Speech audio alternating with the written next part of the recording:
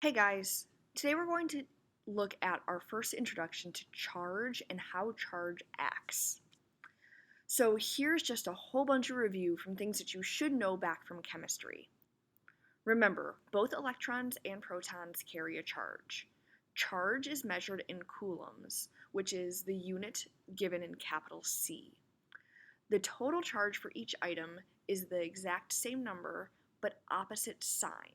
So electrons have a negative charge out front and protons have a positive charge out front. In an atom, the protons are located in the nucleus, and for many reasons, the protons cannot leave that nucleus. They have to stay there, but the electrons can leave. They're located in the electron cloud orbiting the atom, and they're free to move about from atoms to atoms, which actually create bonds between chemical compounds, as well as transferring electricity. So this is all about charge and those electrons and atoms and how they interact. So now we're going to look at point charges. Coulomb's law looks at the force created between two individual charged objects. As distance increases, the forces and electric fields present decrease. This simple idea was converted into a relatively simple formula. The force between the objects can be positive or negative, depending on whether the objects are attracted to each other or repelled by each other. So remember, positive and negative charges will move towards each other because they are attracted to each other, and similarly charged items like two positives or two negatives will push away from each other. So here's our equation.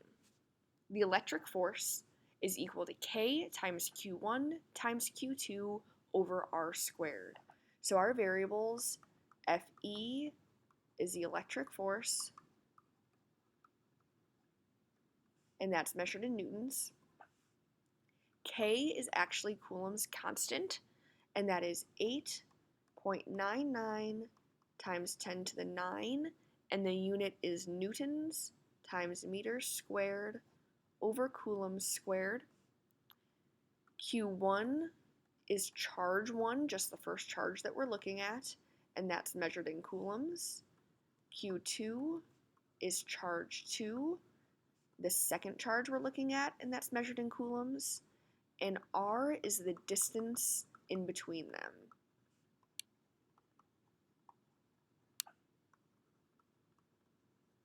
And that's measured in meters. So we have 5 variables. 2 of them are pretty similar. R is the distance in between, so if it says they are 2 centimeters apart or 5 meters apart, that's the value we're going to be using. Now notice, our K value has a times 10 to the 9.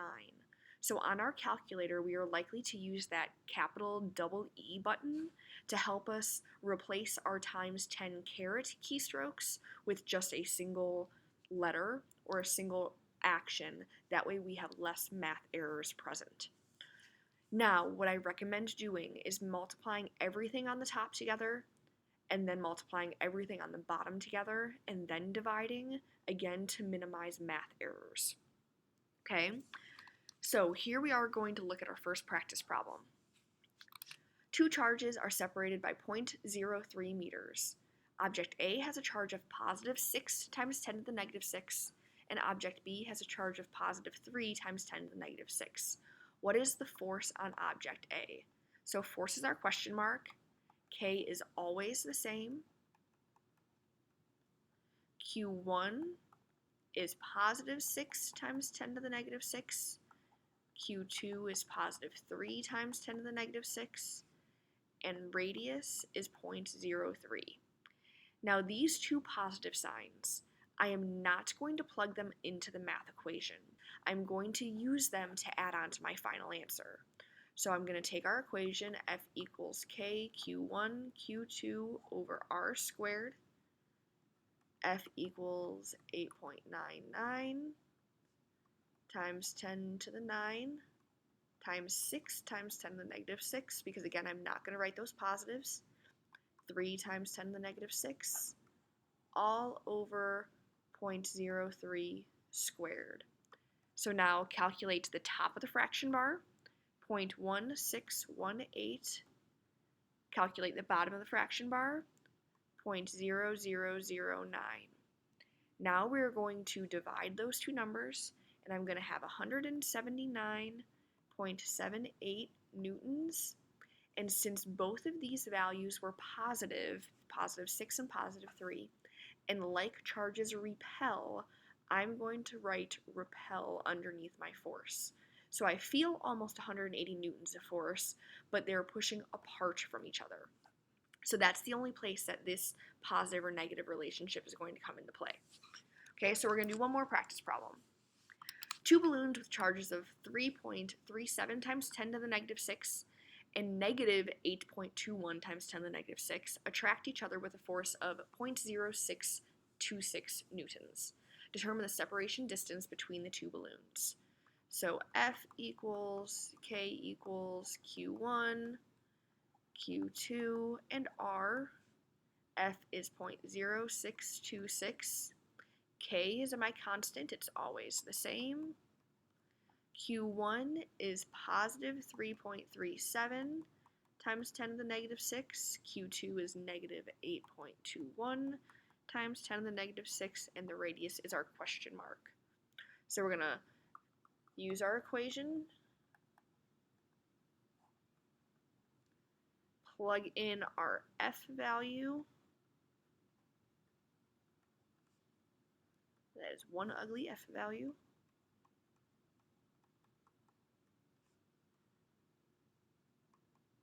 Plug in our Q values. And again, I'm not going to put in the positive or the negative.